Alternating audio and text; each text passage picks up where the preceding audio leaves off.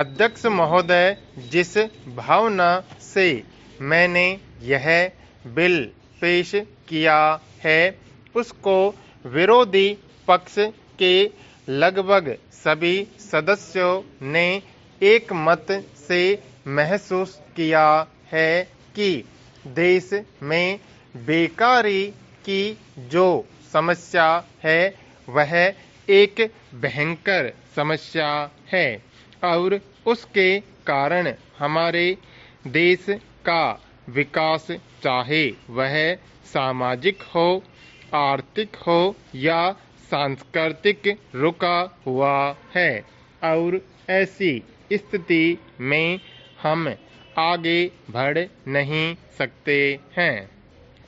इसी प्रकार से इस परिस्थिति का निर्माण हम पिछले 54 वर्षों से देख रहे हैं।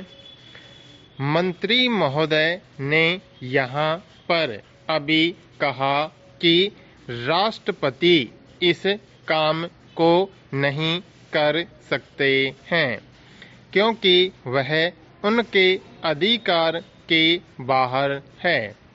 आप राज्यों में राज्यपाल शासन स्थापित करते हैं जब यह देखते हैं कि किसी राज्य में वहाँ की व्यवस्था, वहाँ का विकास ठीक नहीं हो रहा है।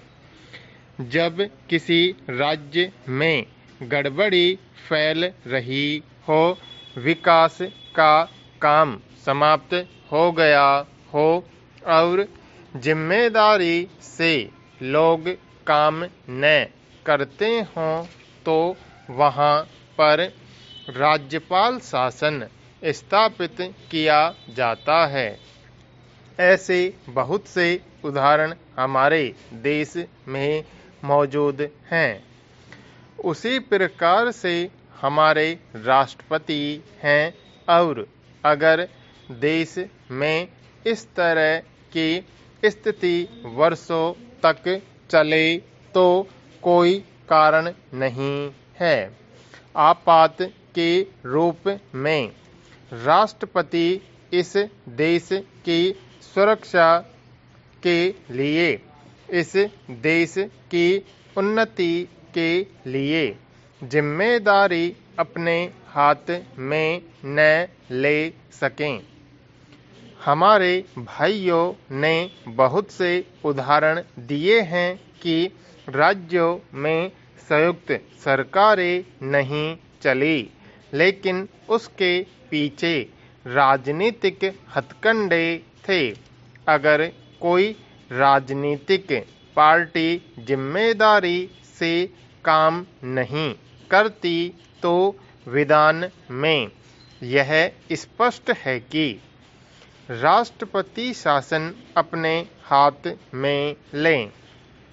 मैं एक उदाहरण देता हूँ कि संविधान में आदिवासी हरिजनों के उत्थान के लिए प्रण किया गया था कि 10 वर्ष में उनकी सामाजिक तथा आर्थिक स्थिति को सुधार देंगे, लेकिन यह सरकार उसमें भी असफल रही।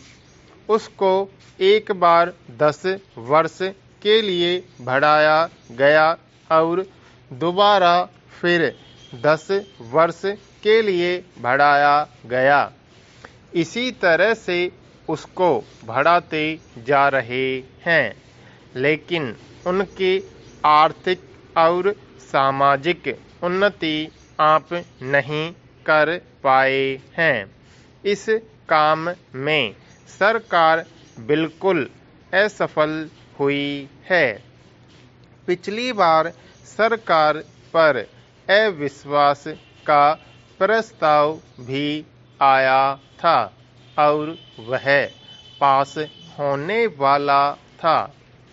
इसलिए मेरा कहना है कि हमारे देश में यह जो बेकारी की समस्या है वह एक बहुत ही भयंकर समस्या है।